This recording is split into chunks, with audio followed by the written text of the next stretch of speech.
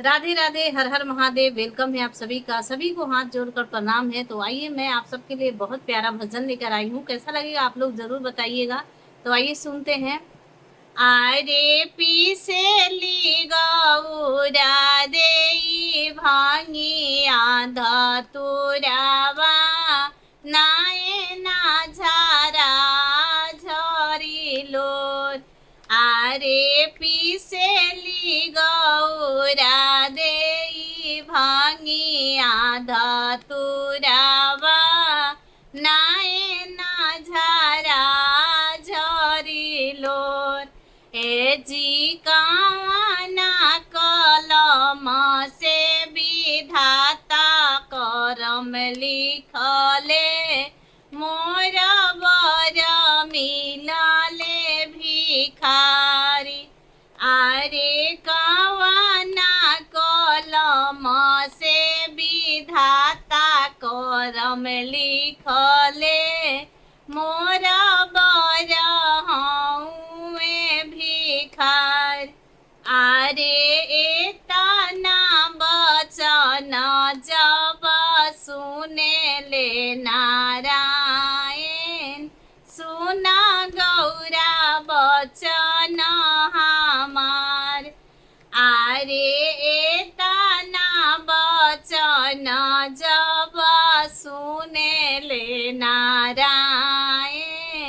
सुना गौरा बचन हमार।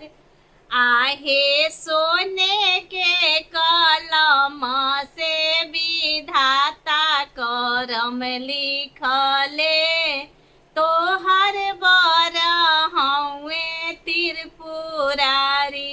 आरे सोने के कलम से विधाता बर लिखले तोहर बर हउए त्रिपुरारी। आरे तोहारो जे बराती ना लोक के मालिक उनो के बसावल सनासार।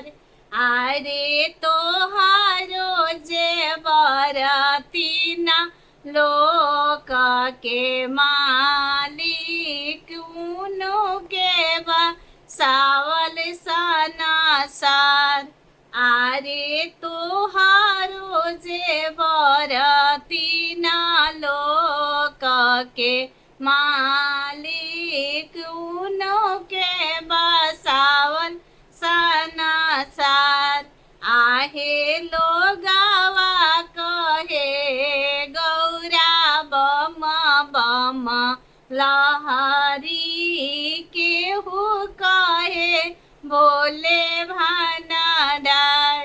आहे लोगावा कहेला गौरा बम बम लहरी केहू कहे भोले भनडार। कैसा लगा मेरा गीत? Thank you so much.